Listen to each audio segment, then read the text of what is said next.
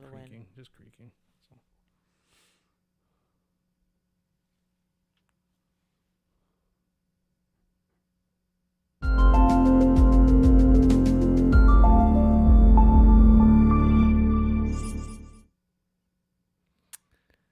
Good evening, everybody. Welcome to Wrestleview Post Raw number 117. I am Mike Tedesco, the editor-in-chief of Wrestleview.com. And that's Victoria Tedesco, who is just about a half hour removed from WWE Raw, is still speechless. Still speechless about the big result coming out of Monday Night Raw. Bobby Lashley destroyed The Miz in a one-sided match to win the WWE Championship. Yep. Well, no, I actually have a lot to say, but what are you waiting for? I don't. Do you want me to start off right away? What's the big news? That's what everybody wants to hear. Yeah. I mean, listen. Fix your computer here. So you're good. Oh, thank you. I'm just gonna let you talk. Okay. Well, here's the thing. I'm not stupid. I know that I'm not stupid. I know very well that he wasn't going to be this like long champion. It definitely wasn't going to be given a whole lot of time. I know that things are going to be filler. I know that there's an end game. There's a goal to what they have planned for Drew McIntyre. And I'm aware of all that. I'm totally aware of all that. And again, I'm a misfit, so I'm always biased. If he's champion, I'm going to be like, yeah, woohoo, like, and be hooray and all excited.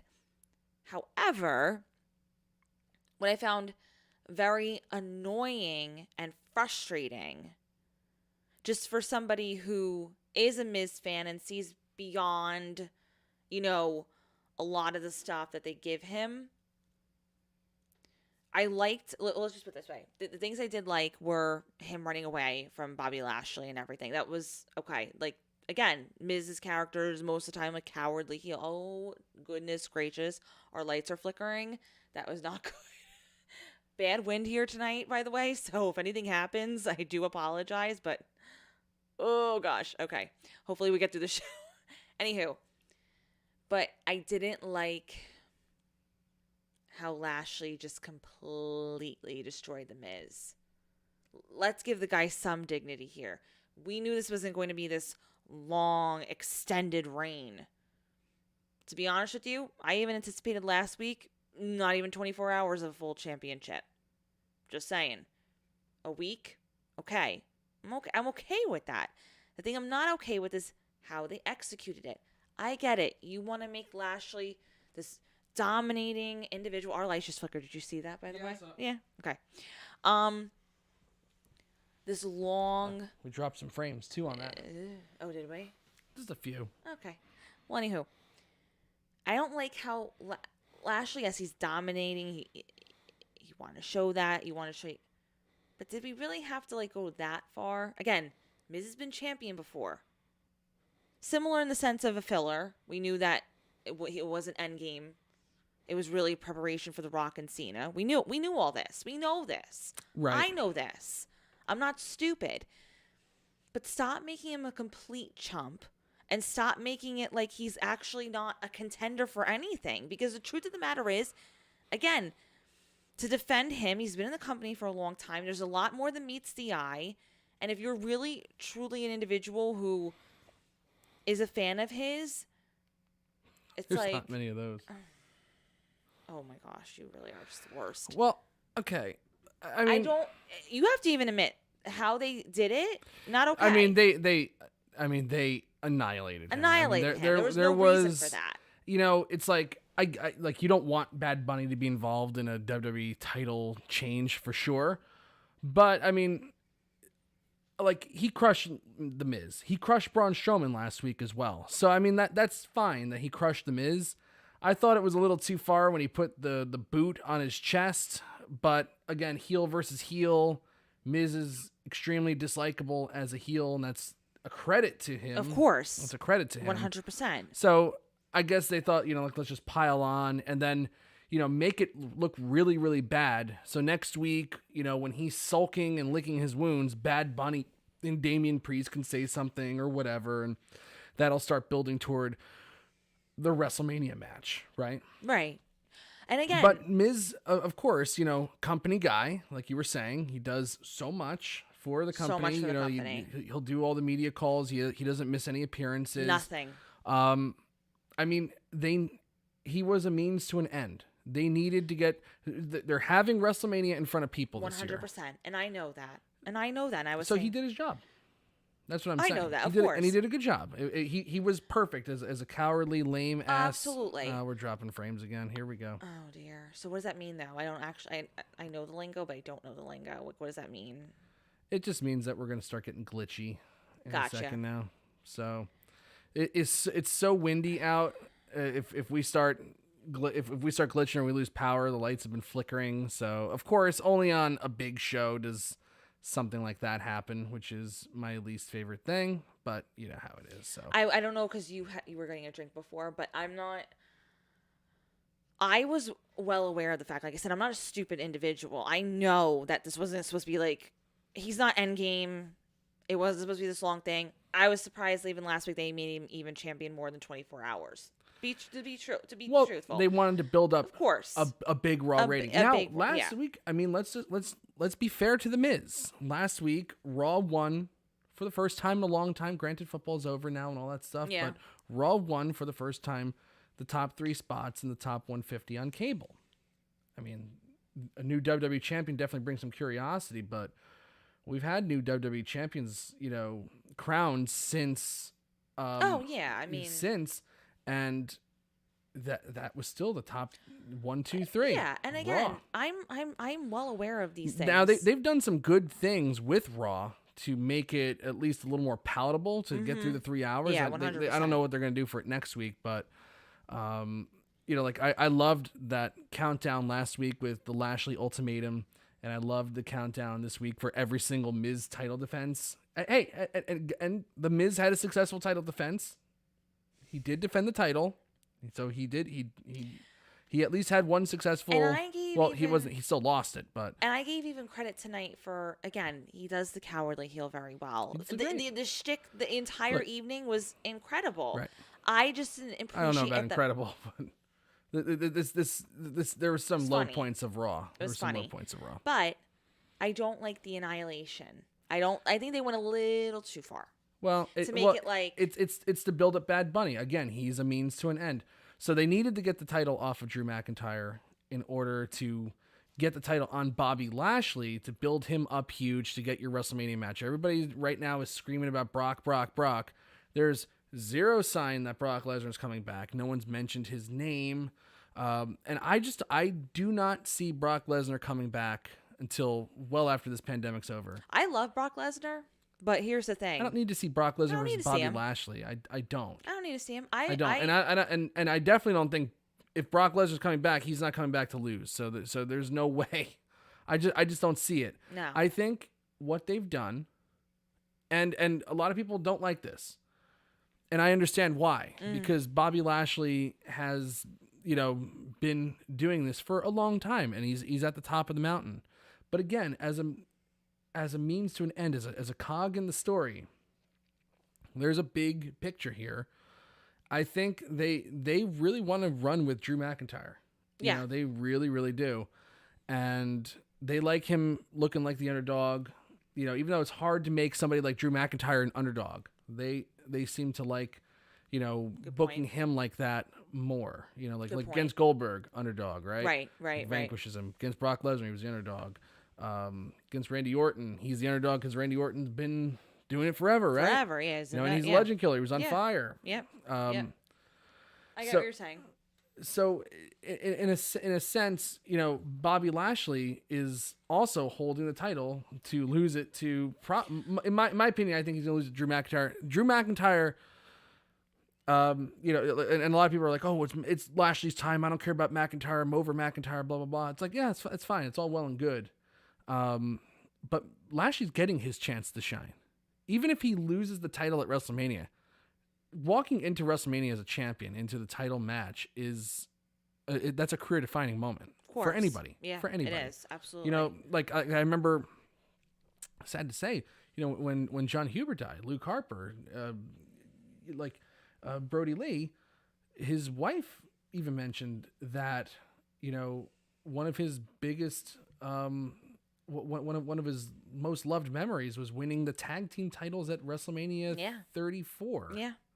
You know, and that's just tag team titles. Like a win at WrestleMania or just being in a title match at WrestleMania is a big deal. Here's why I wouldn't want. But they've built him up really, really well. He's a monster that's been built up to be vanquished. And Drew McIntyre has carried the brand for the entire year. Mostly in front of no people, except for that time they had the Performance Center people there. Doing it in front of no crowd, doing it in front of a virtual crowd. That's why he deserves it. Well, it's not even about deserving, but it's just, you know, let's see how he can do now in front of people. Get the big, you know, feel good moment of Drew McIntyre going over, the big fireworks display, because I think one of the nights is going to end with Roman Reigns beating Edge. I think I have to rebut just a little bit. I think that most of the time I'm not like one of those people who's like, oh, you pay your dues type thing. And I just want to say this also, like this WrestleMania will be the first show in over a year in front of paying fans. It's going to be happy ending galore city. That's all you're going to see are just happy endings, except for Randy Orton versus Bray Wyatt, which is not going to be a happy ending for anybody. I just see just the giant face fest. I really don't see many, and that's what last year's WrestleMania was too. It was basically a face fest with a couple undercard matches. Saw a couple, like one or two heels go over, but they weren't inconsequential matches. Basically, if you were a face, you were going over at that WrestleMania. I think it's gonna be the same thing this year. So. To kind of rebut you a little bit, though, granted, you want to see how he does in front of a live crowd. Yeah, but I genuinely think that, and I'm not one of those people who's like, oh, you've been in the company a long time, like you should just get like an opportunity just to get an opportunity. I think Drew McIntyre truly deserves to have a longer reign, even though he's been, you know, champion for a long time. I think he very much deserves, if he does win, which I do think he's going to win, I do think he just deserves it. Because the truth of the matter is, granted, everybody's been dealing with this in some sort of fashion in the company. We know this, right? But at the same time, though, he truly, like, has been holding the company, getting the interest of individuals. Give the guy a longer reign while we're starting to open things back up. Do the guy that much, you know what I mean? Like, let him have like a true reign in front of an audience. Yes, he deserves it. Like I said, he deserves it. Like the deserving thing in wrestling always kind of like, you know, it's like nobody deserves anything. I think he does. It's a story, and no one doesn't matter. He's still fulfilling it. But if anybody does deserve it, it'd be Drew McIntyre for sure. That's what I'm saying. I'm not he's one that like, a good performer. You deserve something, like you've been here, whatever. Like, but it's just a storyline set up to kind of like, you know, to recreate, like, because Brock Lesnar's not coming back, they could have easily had Brock Lesnar come in Bobby Lashley's role and kill The Miz. They could have easily done that. They started making the turn on Bobby Lashley around SummerSlam. Yeah. You know, like before that, he was just a guy. You know, like what are they doing with Bobby Lashley? When are they ever going to figure out what they're doing with Bobby Lashley? I think they realized, especially when Brock Lesnar's contract expired, and we did report that over the summer. Yeah. When they realized that he's not going to be coming back, maybe ever. You know, we don't know. Like Brock Lesnar, he's made his money. He doesn't need to do this at all. And the only reason he'd come back is if the money was right. And I don't think they want to spend Brock Lesnar money even in front of, you know, a diminished crowd. You know, it's just not worth it. You know, they're going to wait until they get a full crowd back before they start throwing Lesnar money. They turned Bobby Lashley. They gave him the Brock Lesnar treatment. You know, MVP is a great talker, so he's like Paul Heyman there. And they just had Lashley just killing guys for a while. The only thing that, like that was weird was that they had Riddle pin him in January. I still don't understand that at all, because that meant nothing. But they got the U.S. title off him. They really built him super strong. And now these last 2 weeks, he just looks like an unstoppable monster. It's Drew McIntyre versus Brock Lesnar Part 2 at WrestleMania. Unfortunately, the Big Show's not there to do the secret main event again because now he's in AEW, which we'll talk about in a little bit. Why? well, but I think that's where we're going here. I think that's where we're going. I really think they're just going to recreate that. Yeah, I'm not saying anybody's wrong. And again, I'm very realistic. I'm very realistic about the events that transpired this evening. Right. Just like I said, you have to admit it was like an annihilation that was just like. Well, Jamel's saying Black History Month got a 1-day extension. That's true. Now, Yes. if you think about this last year, since they're Yes. recreating basically Drew McIntyre's 2020 push here, in theory, there was a leap year last year, and this would have been February 29th last year. Right. So there you go. They're following the calendar to a T. Anyway, so it's big news. It's the WrestleMania title picture is becoming a little clearer now. What are they going to do for Fastlane? I don't know. We shall see. But I mean, Bobby Lashley looked great. I mean, I've never seen Bobby Lashley look better. He's a wonder. I love him. I mean, I really like him. You think about where he came, how far he's come. I like him a lot. Being managed by Donald Trump to being the WWE champion. I'm happy. Listen, I'm happy for him too. Like, I don't want anybody to get it, take it the wrong way. I absolutely love that Bobby Lashley is getting an opportunity and will, obviously be. This is how they should have been using him from the get-go. Oh, absolutely. And I agree with you. I'm happy for him. Again, this is like a slight bit personal for me. You know what I mean? Just being the Miz fan that I am. You know what I mean? Sure. But again, you see, like I've been so I'm so disconnected from feeling any connection to anybody on this roster that I don't know what it's like anymore to really truly root for somebody, and when they lose, I'm like, ugh. No, I get it. I don't feel that anymore. You don't feel that anymore. I don't there's no characters that I Interesting. There's characters that I like, but there's no one that I connect with. Yes. Nobody that I connect with. I get what you're saying. Yeah, I wonder if that's true for anybody in the chat room. Yeah, that's actually a good question. I don't have there's guys that I like watching them work, but there's no characters that I connect with at all. Really, at all. Yeah. It's very strange. Yeah. Very but strange. I absolutely so love. I don't know what it's like to care about somebody losing a title, actually feel it. Yes. But I absolutely love the fact that, they are going this route. And I said this, last week. If they went with Drew and Sheamus or Drew and Bobby Lashley, again, if it was The Miz, I would have been like, oh yeah, that's cool. But either way, it was going to be, phenomenal. And obviously we're building up to something spectacular for WrestleMania. And in theory, I'm still not entirely convinced WrestleMania, even at 2 nights, is going to be awesome. But we'll see. That match will be though. That match, well, it could be good. It could be good. But if they do a Drew McIntyre Brock Lesnar match, it's going to just be all finishers and just high hitting moves. And I think Lashley has a little bit more. I think he has a little more that he can go. I Yeah. think there's a little more that he can go. I think there's a little bit more than he could do than Brock Lesnar. Brock Lesnar, again, fantastic. Love him. Yep. But Lashley can move more and do more. Yeah. All right. So that's the big news coming out of this Raw. Now, before we move on, let's talk about. Let's say hello to everybody. I know that Mr. Roy Nemmer was in the chat room earlier. I saw Taker Rules in there. We got Mr. V in the chat room. We got to say congratulations to his daughter on the scholarship. Yes, that's incredible. Mr. V is a great father, and obviously it showcases, in his kids' achievements. The child rearing in the Valvo house is solid, very, very solid. They're crushing it. We got Jamel here tonight. Hello. We got Jamel. We say hello to Jamel, our buddy. We say hello to Nefi Sadat, our dear Hello. friend. We like to say hello to Quentin Walters. Hello. We say hello. Oh, good. Roy is still here, too. We got Yash Dai here Roy. saying WWE storylines are becoming a bit forced now. Again, Roy did an amazing job on Friday.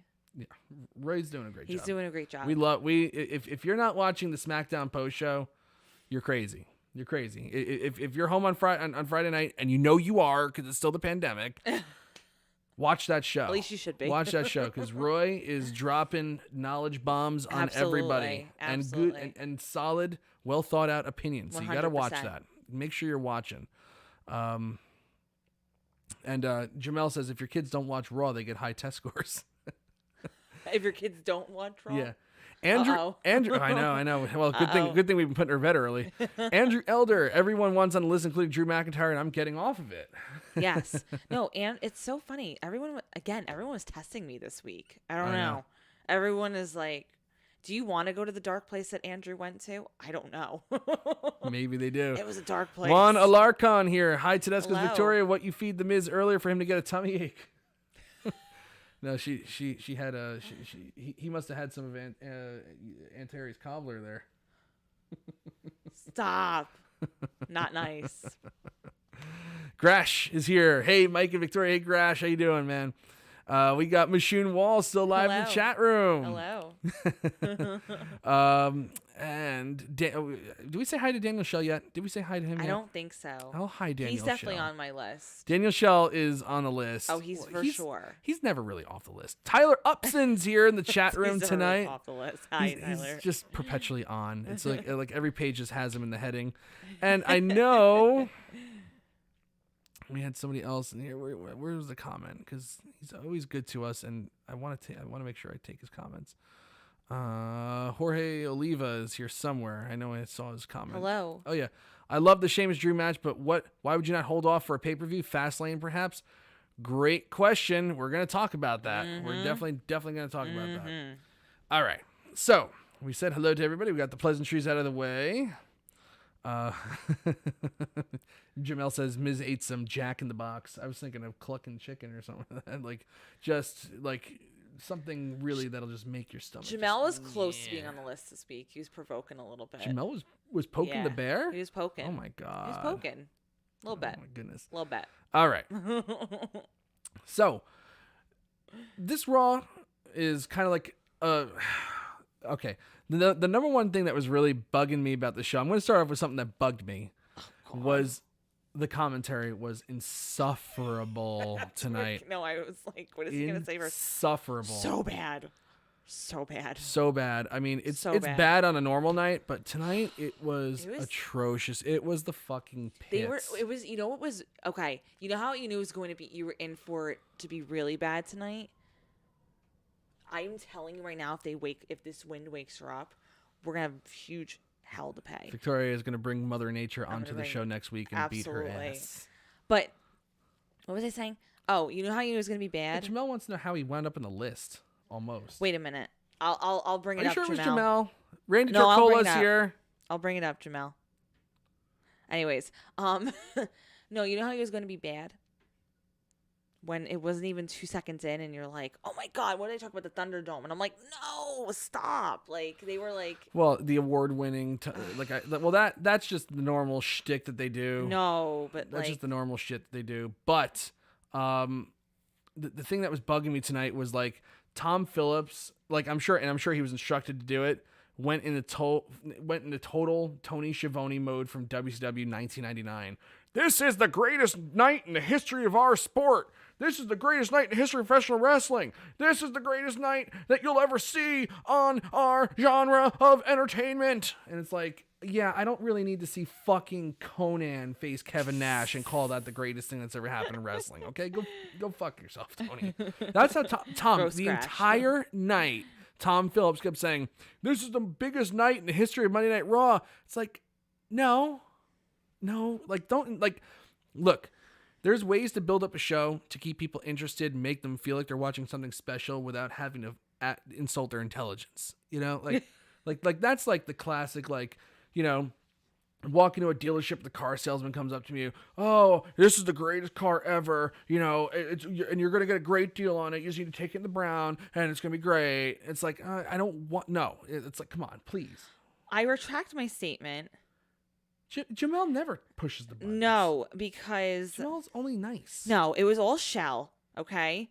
Because, no, Jamel, I do apologize. I thought you laughed at something that Shell posted in my, at your expense. At my expense, but it was not you.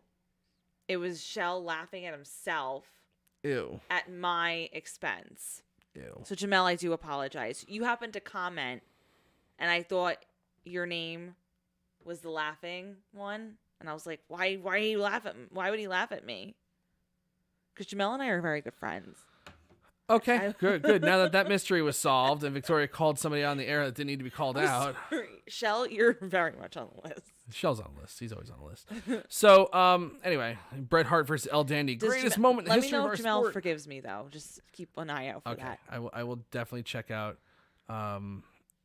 if Jamel. Wow, you blamed something Daniel did on me. Dang.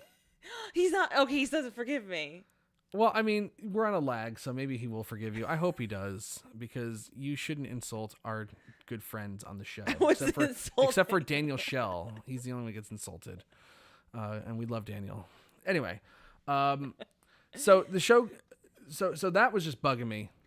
But actually, the show opened up, like the first hour of this show was excellent. Like, really excellent. They had Drew McIntyre go out there. And they kept him off of the show last week after losing the title. I guess I don't know. I guess they just didn't want him out there, and you just let him take a week to kind of collect himself. He's going. The freaking Miz is the WWE champion. Like this has been a bitch of a month. Sheamus severed our 20-year friendship. I don't understand why, but we're gonna go to war. What are you doing? You're so unprofessional. Sorry, I'm looking at the chat. 2 weeks ago at Elimination Chamber, he went in as WWE champion and beat 5 former champions. What happened next was Bobby Lashley attacking him again and again and again. See, that's setting up the WrestleMania match right there. Then the resident cockroach, The Miz, successfully cashed in his Money in the Bank contract. McIntyre says, I'm going to regain the WWE Championship and main event WrestleMania. So there you go. Drew McIntyre versus Bobby Lashley. So I don't know why everybody keeps saying Brock Lesnar. They're clearly setting up. Okay, Jamel forgives me, and Daniel Shell's like, "What did I do?" You even know he did. It was like poking me this week. So and Andrew Elder can attest to that too. Okay. I am Alpha is here in the chat room tonight. The list of Victoria lives on. Daniel doesn't even know what he did. Jamel, I love you. You know what, Daniel? I'll tell you what my 5th grade teacher used to tell me. Like when I was like, "What did I even do?" And Miss Pearl would go, "It's what you didn't do, Michael." No, he did. No, he did. I was like, what I didn't do? Like, go scratch Miss Pearl. That lady had so much dandruff. She used to turn her black pea coat white. It was like, God, how much dandruff can one person possibly have? That's a ding. That's an old school call out from Wrestleview, the Wrestleview news days. All right, the Miz comes out. He tries to make a deal with Drew McIntyre to work together with him and John Morrison as the Three Amigos, Miz, Morrison, and McIntyre to take out Bobby Lashley. But McIntyre says, "I'm not doing your dirty work for you, and if you win, then you'll be my problem. Until then, you have to deal with Bobby Lashley on your own." Three Amigos, by the way. Three Amigos. MVP comes out and says, he hopes that McIntyre isn't taking their offer seriously. And McIntyre says, when I rejected your services last year, I didn't want or need anyone's help to win the championship. So they're actually going back to a really neat little story that they did because MVP was trying to procure the services of McIntyre. Yes. So it's kind of like a nice tie-in, like a year, almost like a year-long thing that was kind of forgotten about. So that's pretty cool. Finally, Sheamus comes out and says, Ms. McIntyre won't be able to help you because he's going to be in no shape to help anyone out when I'm done with him. And he was right. So we have Sheamus versus Drew McIntyre to kick us off. First match on the show. This match went about a half hour, almost a half hour. I would say it was about 20, 25 minutes, right up to a half hour. It's so annoying. And now that I see like what they're doing, I'm excited to see Bobby Lashley versus Drew McIntyre. Yes, for sure. But man, I like this. They built this up since November, and then they give it away on free TV. Maybe we'll get one more match at Fastlane. Maybe. To determine who's going to face Bobby Lashley for the WWE title. Maybe it'll wind up being a triple threat with Sheamus in it. I don't know. But anyway, this was one of the best WWE matches that I've seen on television in quite some time. And I'm not counting NXT UK because Walter versus Ilya Dragunov was still really, really good. Better than this. But this was an excellent match. Really, really good. Two pros going out there. Two guys that work the same style. Hard hitting. But a lot of great drama. The story actually wound up being told really well in the ring. I was all over this match. I wanted to see more of this match. I don't think we're going to get more of this match until a little later. Maybe I'm hoping at Fastlane, but this was awesome. Drew McIntyre picked up a really hard-fought win. They were both bruised after it. I love the finish to this with Sheamus going for the bro kick and then being intercepted with the Claymore kick. It was just really, really wonderful. Like they really made it seem like these are two guys that know each other's movesets in and out, and they were able to kind of counter each other like that. It's just a classic storytelling, in this match. And I wanted to see more. I just want more of that. Yeah. I want more of that. Yeah. So, like if they do it at Fastlane, that'd be wonderful. If it winds up being a triple threat at WrestleMania, that'd be wonderful. If McIntyre wins the title back at WrestleMania, and Sheamus is his first opponent, that'll be wonderful. There's a lot of wonderful things that can happen. I still think that this deserved to be a WrestleMania match, but I don't hate the alternatives that they've come up with. Let's just put it that way. No, definitely not. Honestly, I don't really have a whole lot to say just because it was really, really good, incredible even. So, other than the fact that they did just do it on Raw out of nowhere, my thinking is why they did it tonight, again, to really maybe pop ratings and for people to really watch the show. So, I mean, think about it. You watch this incredible match. Yeah, save it for a pay-per-view, no doubt about it. And again, they could still be facing each other at Fastlane. We really don't know what's going to happen then. But this, if you really wanted to get, pop a rating, think about it. You have Drew McIntyre starting off the show, right? Then he's in a match. Solid way to keep people in and engaged. Absolutely. So, and they told you at the 9:00 hour the WWE title will be defended. Yep. And I was having like I love that countdown timer. It was like it's like, okay, well, I just like especially when they showed that Nia Jax was going to face Naomi after Drew McIntyre and Sheamus. It's like, okay, there's 10 minutes left until the WWE title match at 9:00. I was like, okay. It's not that bad to have to sit through a shitty match in order to get there. It's only 10 minutes, even though a match like Nia Jax versus Naomi might feel like 20. It's still. It was good. It was good to keep you focused. It kept you really focused. It was. I always like the concept of a timer. Not all the time, but for certain things like this. Yeah. And to, continue it from last week when he's like, oh, you have till 9:00 to make your decision on what you're going to do. And then this week with, oh, you have till 9:00 is going to be our match. Like, tying it in, not doing it too often, but because they've been going with that, it's good that they were going with that tonight. Right. Again, yes, if you have not liked and subscribed to this video, please do so. Please like and subscribe to our channel if you're brand new here, and even if you're not brand new, like this video. Come on now, people. All right. Anyway, Nia Jax and Naomi was just there.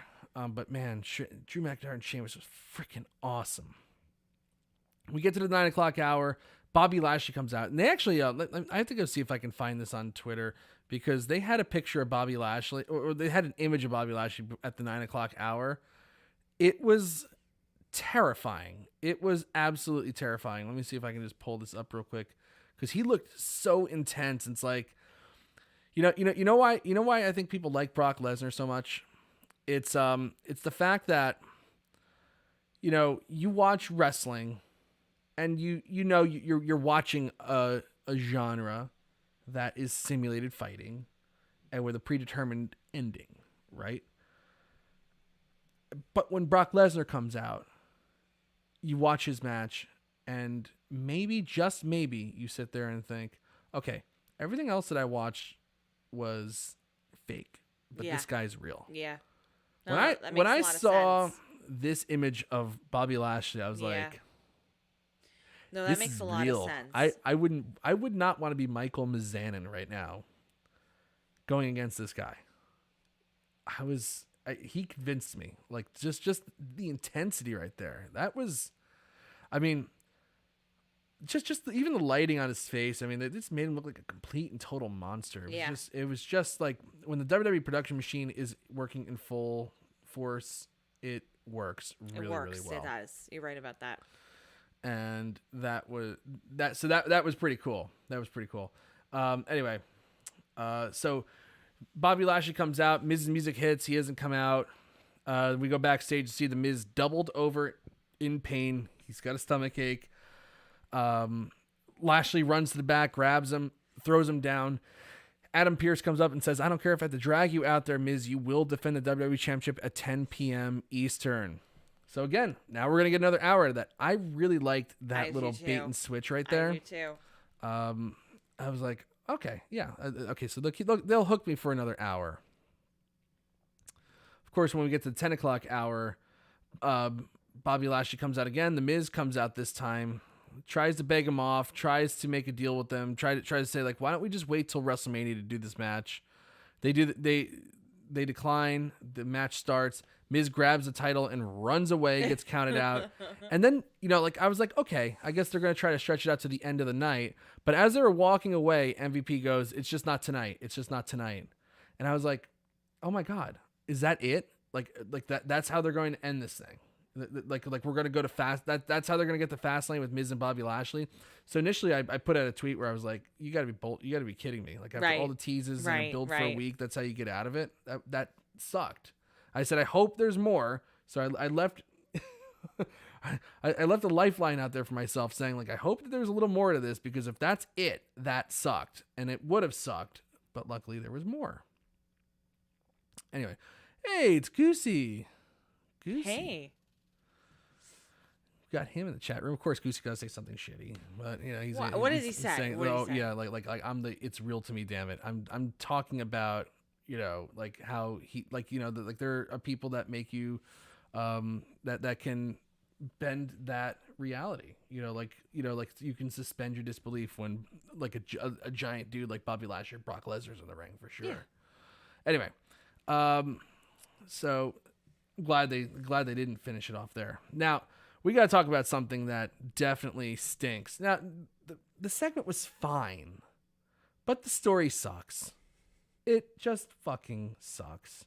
And I get it. Like Shane McMahon, like we got a crowd back, and Shane just it's come to be that time of the year again. He's been hanging out with his kids and his wife and pandemic all year, and he's just had enough. He's got to kill himself at WrestleMania. It's WrestleMania season, and there's high shit for Shane McMahon to jump off of.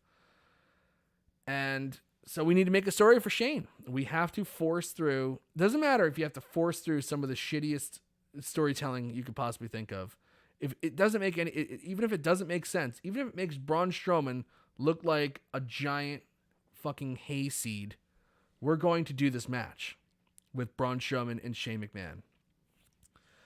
This made it just continues to make no sense why Braun Strowman's mad at WWE management. He wasn't around forever.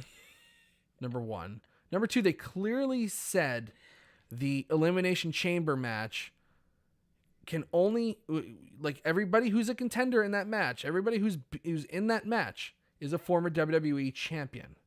That's who Drew McIntyre is supposed to face.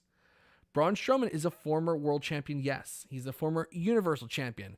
And he even said it on TV. Yeah, I was a Universal champion, but I still deserve to be in there. It's like, okay, now you're just sounding stupid. And the Shane, who's like, the tweener right now, who might wind up being the heel, is correct. I hate when they make the faces, even though Braun Strowman doesn't really feel like a face right now, I hate when they make the faces look completely stupid.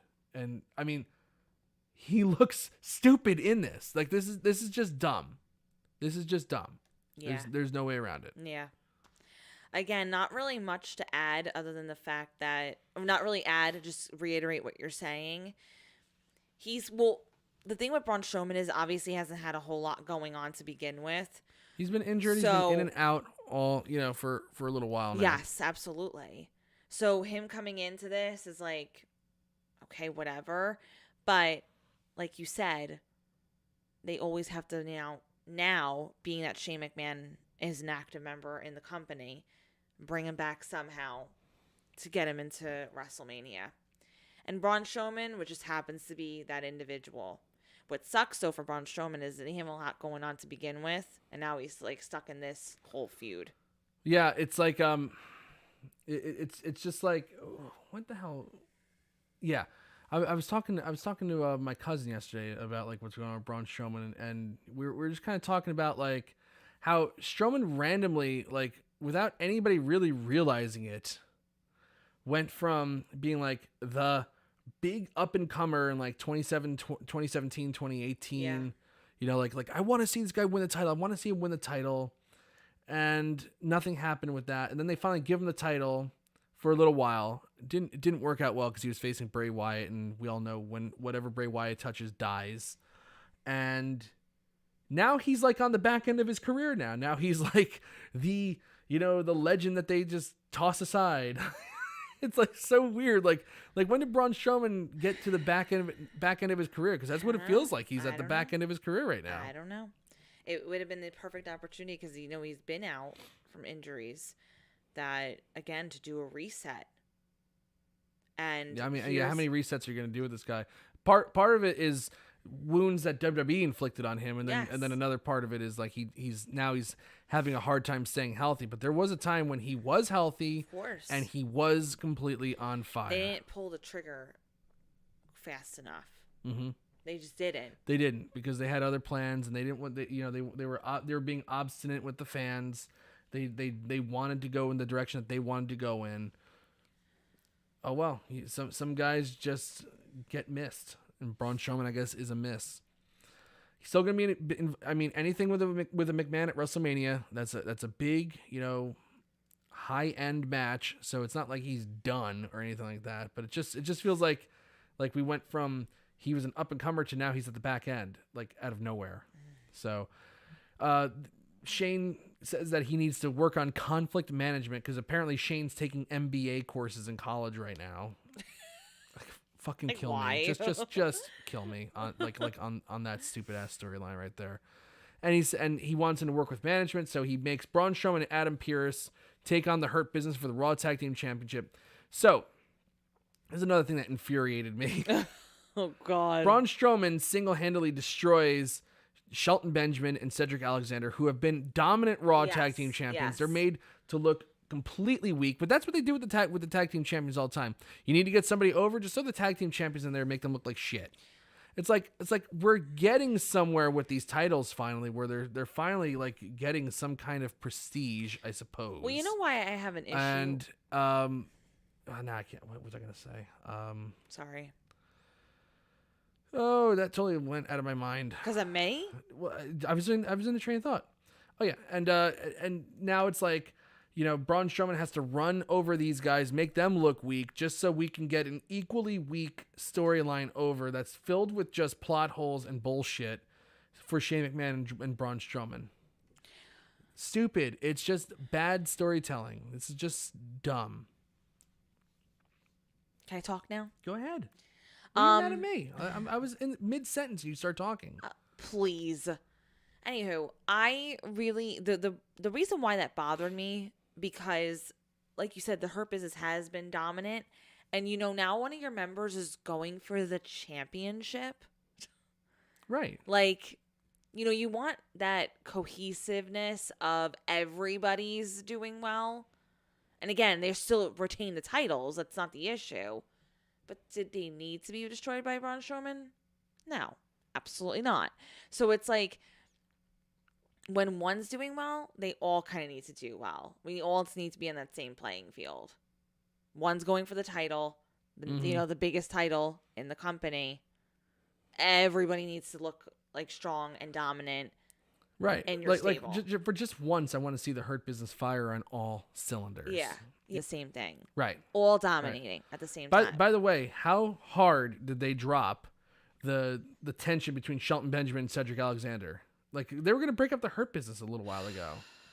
Like how many stupid things have they done in the past few months that are so short-sighted that they just backed off on? You know, like they take Money in the Bank off of the Miz in December. It's like, oh wait, we took the Money in the Bank off of the Miz in December. No, we need it back on him. They just give it back to him. It's like all these short-sighted things that they have to then renege on, and it just makes their storytelling machine look so bad. Yeah. Because there's no consistency, but that's right. that's like where WWE. It's like it's like we joke around and say like, yeah, like you shouldn't pay attention because like there's no such thing as logic, but like for people that do pay attention, it's like, if you're not a wrestling fan on forums and and the websites and stuff like that, we got an error here, but it doesn't matter. There are plenty of people who pay attention though. But there are people that will pay attention that aren't on wrestling websites, and they're just like, fuck this. Yeah. There are plenty of people. I'm not going to watch this shit. This is bullshit. There are plenty of people who pay attention, so you really have to account for everybody. Yeah. Or at least try. At least try the best you can. That's where the issue lies. Always. Yep.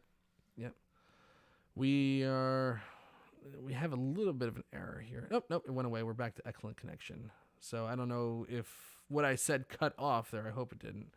But we'll see what happens. Anyway, so yeah, that just didn't rub me the right way at all. Oh my God, neither did I. Completely forgot about this match until I just saw the header right here. Elias versus Damian Priest. Can we move on? It was insufferable. Can we just move on? It was so insufferably. It was so bad. Boring. So bad. Damian Priest is just like, I'm sorry, he's just not good. Okay, I said it. He's not good. I've been saying this since he was in NXT. First of all, he's not a face. He just isn't. No, he doesn't look like a face to me. He doesn't look like a face. They're trying to make him do flips and big kicks and like, oh, that's how you get a face over. If there were crowds, if there was a crowd there tonight. I don't care if Bad Bunny's out there and there's a million people that love Bad Bunny. People would have fucking fallen asleep during this Damian Priest versus Elias match. I'm falling asleep it was thinking so about it. Boring. It just never ended, too. It was like, my God. Never ended. It felt like never-ending loophole. It felt like if Drew McIntyre versus Sheamus is about 25 minutes to a half hour, this felt like it was longer than that. Good 45 minutes to an hour. It felt like a good 45 minutes at least. I do not understand. Like I get it. He's there just to kind of carry Bad Bunny, but there's no money in this guy being a face. There just isn't. There's nothing. I cannot. He's like the male Charlotte Flair. I don't understand what makes Charlotte Flair a face right now, other than her last name is Flair, and they pump in cheers when she comes out. No. She's a complete and total asshole to everybody, including she's the biggest douchebag to her father. I cannot believe what a douchebag she is to her father, and they're like, oh, she's still a face. No, there's just certain individuals that there are individuals who can really be either or, and they'll really excel in both roles. But then there's certain individuals they really need to stick to either being a face or being a heel. Yeah. So someone like John Cena, right? Forever face now. Forever, right? Mm-hmm. But other individuals, they need to just be who you are. Like Damian Priest, you don't look at him and go, yeah, that guy, I can relate to that guy. There's something I can about relate to that stature, whatever. Like Daniel Bryan, he's very good at playing both. Right. Very, very good at playing both. It's not a fair comparison to Damian Priest and Daniel Bryan, but one is. Neither is really Charlotte Flair and Damian Priest then. No, because one's a shitty face and the other one's a shitty face. The point I'm trying to make is there are individuals who can do both roles. Right. Damian Priest is not one of them. He's not one of them. It's the point I was trying to make. Yes. And he's not good. Also not good. So there's a string of things that were not good after the 9 o'clock hour. This 9 o'clock hour after that bait and switch with the WWE title was apparently worse than I remembered. Because now we have Randy Orton talking about the black liquid and Alexa Bliss sitting in pentagrams. And then we have an evil version of Randy Orton showing up to tell the regular Randy Orton that he's going to pay for his sins or some bullshit. My only thought was, they're doing a 2-night WrestleMania. We all know that. What the fuck? Was Shane Helms posting shit like that? Okay, perfect. They're doing a 2-night WrestleMania. And you can waste a little time doing a cinematic match, I guess, if you're going to do Randy Orton versus The Fiend and make it like the Firefly Funhouse again with, like they did with John Cena last year. Because he said you're going to go through, Randy Orton said to Randy Orton, it's fucking stupid, number one, to even be saying stuff like that. But number two, that you're going to have to go through your career and reconcile for everything that you've done pretty much. So, last year, they took John Cena through his career and also gave a what-if scenario if he turned heel with the NWO and stuff like that. Are we going to see Randy Orton in his old Randy Orton tights from 2002 facing Hardcore Holly again? I don't know. But that was my thought. I guess we're going to do another Firefly Funhouse at WrestleMania. And since it's a 2-night WrestleMania, you can waste, 25 minutes of the people's time, one of those nights to do a crummy Firefly Funhouse match. I would do the first night. I would do it the first night too. You don't want it to drag down the second night. No, because no one looks forward to that. No, certainly not. Just this Charlotte Flair promo that followed everything else after the 10 o'clock hour when they had the bad count out with the Miz, we have a Charlotte Flair promo that was so, again, just boring. I don't understand how she's a face. I don't understand at all how you can consider Charlotte Flair to be a face. With Women's History starting today, Women's History Month, yes, they're really just doing a disservice to all these women in the division. Mm. They really are. It's trash. Like the women's division. Yeah, it's trash. It's bad. It's really, really bad. I'm calling a spade here. It's not good. Yeah, it's not. I don't like anything that's going on. I mean, I know you did mention, and again, yeah, of course, no one would. I realistically, no one would mind seeing Charlotte Flair versus Asuka. Oh my gosh. Yeah, I know. Wins so getting bad. crazy here. So bad.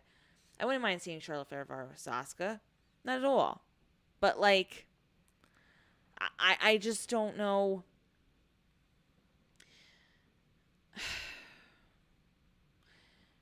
With the both of them being where they are now, Charlotte Flair being a face, I just don't see how it's going to work. I just want to see her being a heel, and if she's going to face her.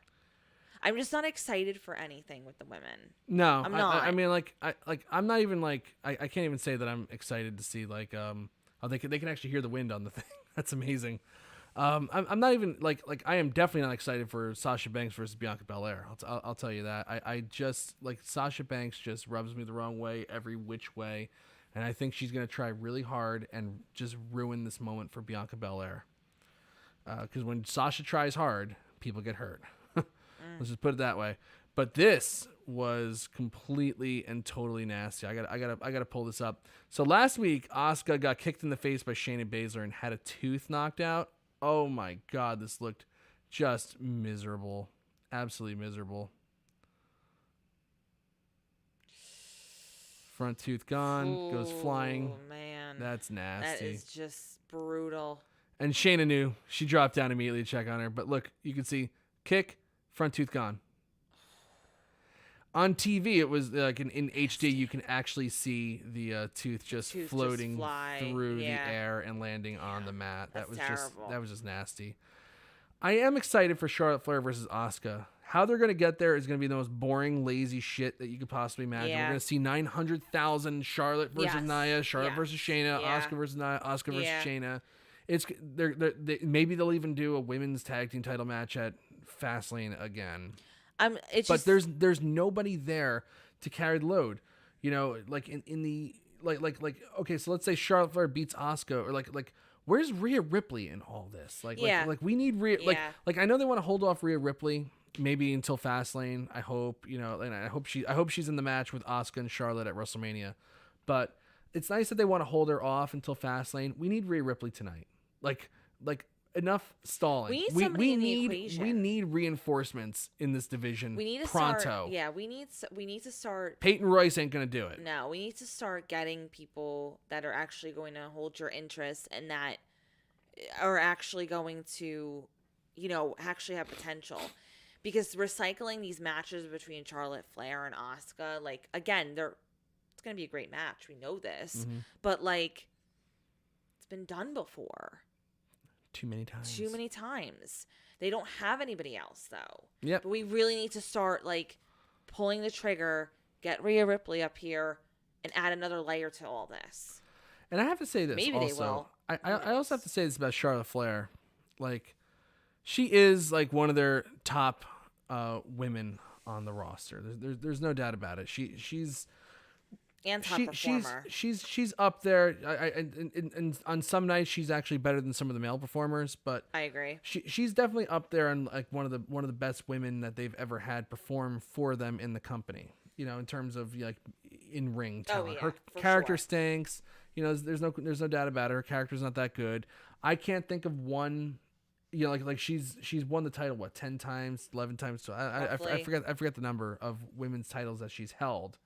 But she's never had a memorable reign. She's never had a match that's like, oh my God, that's Charlotte Flair's defining match. Like, except for maybe the Becky Lynch match at Evolution, and the Sasha Banks match on that. Hell in a Cell?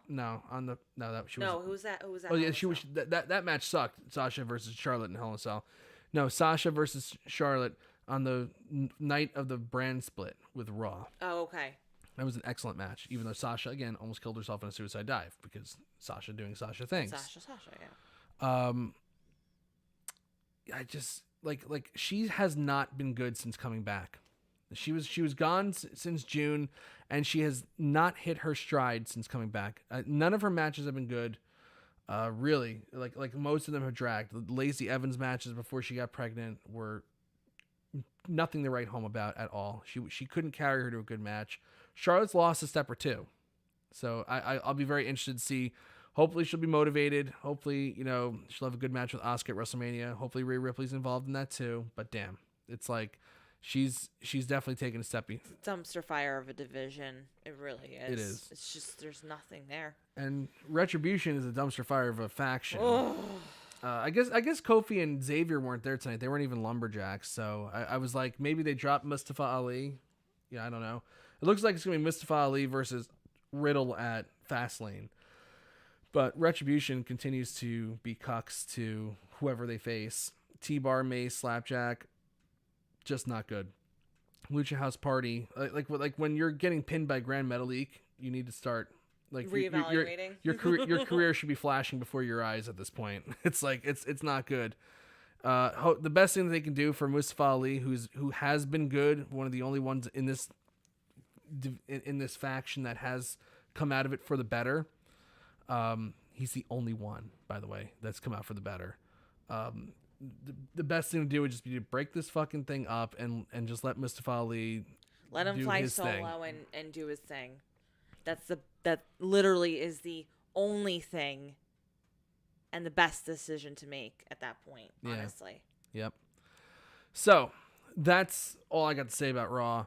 Still, the main event was Bobby Lashley winning the WWE Championship. We talked about that, but again, what a dominating win. What a dominating win. Tyler Upson asking when we see Becky coming back. Well, she just had the baby. I don't think she comes back till around SummerSlam time. Maybe, yeah. if that. Maybe even next year WrestleMania. Maybe she'll want to wait, a year and come back. Get through the baby's first year, and then come back for Royal Rumble 2022. I agree, and the only reason why I say this is just being a mom and being a mom during a pandemic. It's very hard, and there's a lot you just can't do. Even the newborn phase, there's 8 to 12 weeks where you really got to be careful, just in general to exposure. Besides COVID being a thing, but for Becky too, if you can take the time off, take it, because you don't get that time back. And honestly, if she's going to come back, she's got to make it something worthwhile. She's not just going to come back. Even after WrestleMania, she's going to take her time. Plus, too, her body's still recovering. Yeah. It does. It takes a while to get yourself back. And, I mean, she's in incredible shape, so I'm sure she looks phenomenal. But just in general, like, your mental and your physical state, it takes time. Yeah. Yeah, it sure does. It sure does. I mean, like there's a possibility she can come back night after WrestleMania for all we know. Yeah, maybe she's. But if you ask me realistically, I think SummerSlam is the earliest that that I believe she would come back. But I think even there's still not gonna be fans in the arena for SummerSlam. Like maybe they'll do another thing like where they'll probably lift restrictions a little bit. Yeah. So maybe you'll have half full arenas, but that's not going to be like conducive to like an electric atmosphere. And there will still be we will not have reached herd immunity yet, if there even is such a thing for this pandemic. I honestly think it's Royal Rumble 2022. Yeah. I think she's the surprise entrant in Royal Rumble being 2022. You forgot all about her by that point. It's like we haven't seen Becky Lynch in a year and a half, and then she comes out and maybe even wins it. So that's something that you could do.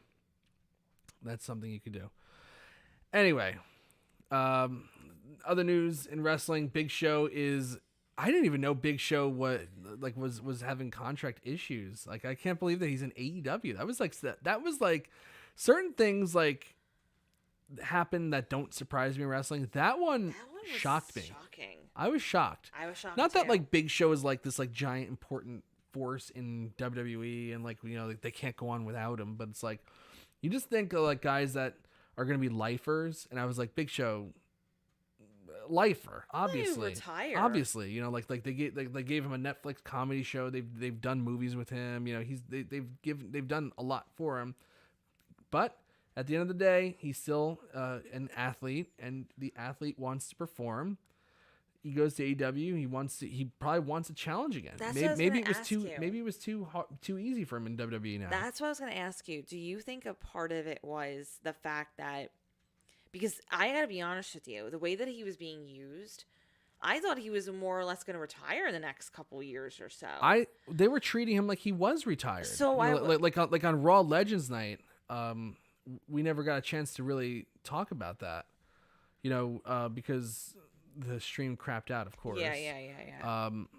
But the way they had Randy Orton, and just think that might be Paul White's last WWE appearance, that Raw Legends Night thing. Ugh. But they had him be treated like he was retired.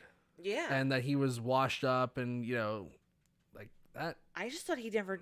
I was like, I guess he's done. I just thought he was like done. slowly, doing them a favor, like, oh, can you come here for this? Can you do this?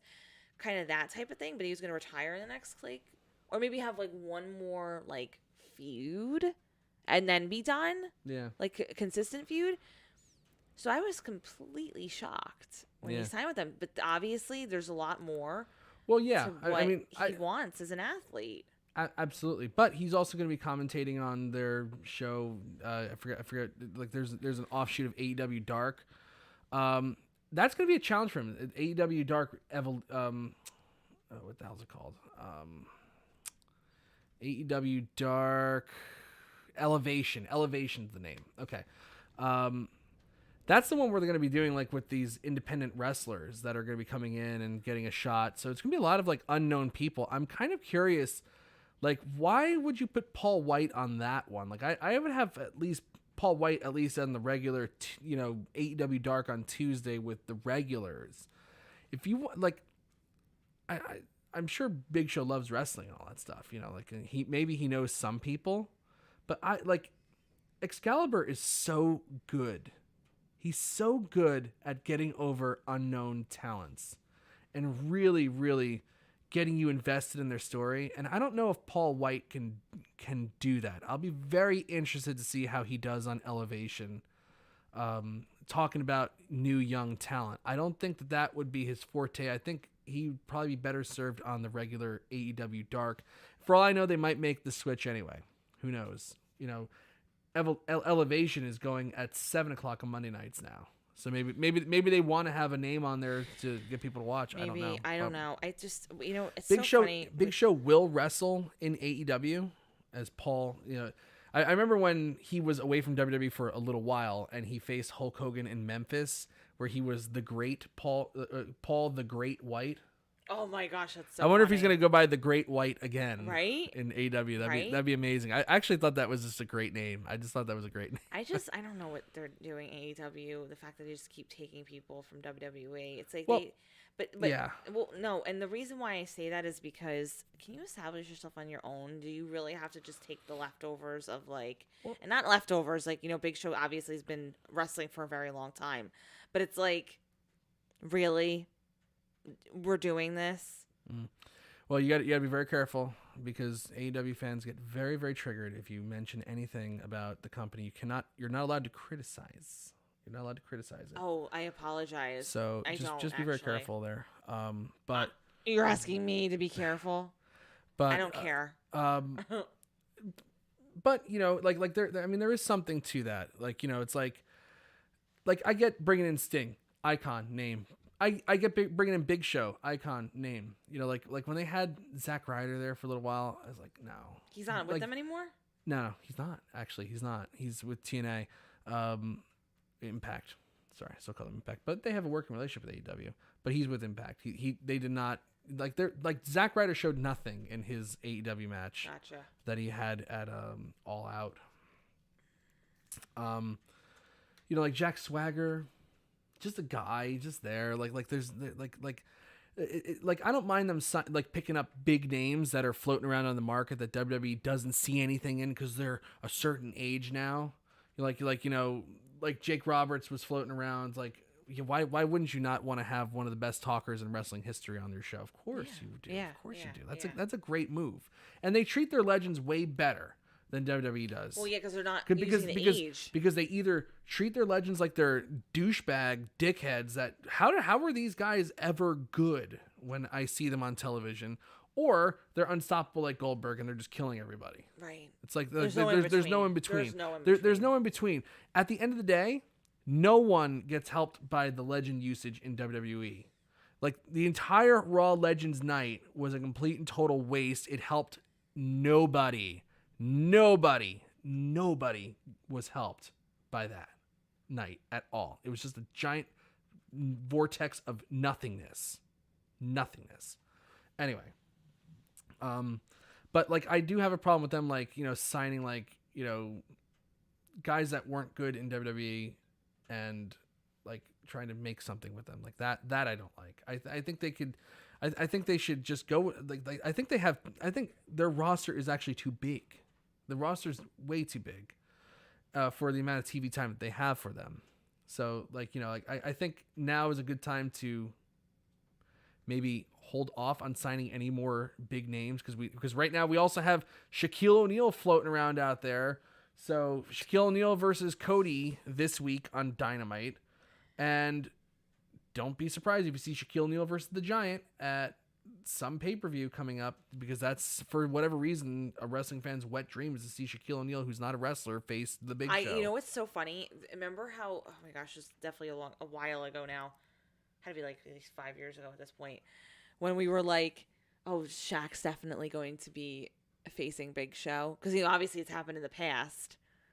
But, it was just funny. We were predicting that, and then it didn't happen. They actually wound up doing something else. But it's just funny how, that really is, a go-to match for people. It's mind-boggling. It's weird. I don't care. It's like Undertaker versus Sting, and then Big Show versus the Big Show. It's yeah, those are the wet dreams right now. It's so weird. It's so bizarre. I don't understand that one at all. I don't either. I don't get it. But we'll see what happens. But still, that was shocking news. Really, really surprising. Yeah, absolutely. And I wish Big Show well. I love the Big Show.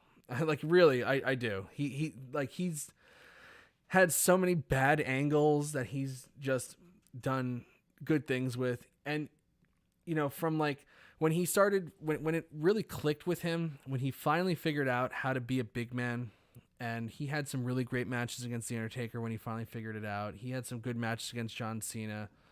There was a bout And that was about 2006, 2007 when he finally figured it out. So he had like about a 15-year run where he was excellent, like excellent for a big man. And I want to like maybe like he'll have a he'll get a little run in AEW. Who knows? I mean, for God's sake, Jericho's not exactly young, so why not run the big show? I suppose. Yeah. Anyway, we're going to sign off here for tonight. Make sure you watch the SmackDown post show with Mr. Roy Nemmer on Friday night. And on Sunday, make sure you watch Wrestleview Weekly with Mr. Doug Lackey. We'll be back next week with Post Raw number 118. So, I am Mike Tedesco, the editor-in-chief of Wrestleview.com. And I'm Victoria Tedesco. Yeah, you finally said your name. There you go. Have a good night, everybody, and we'll see you next week. Stay safe. Be well.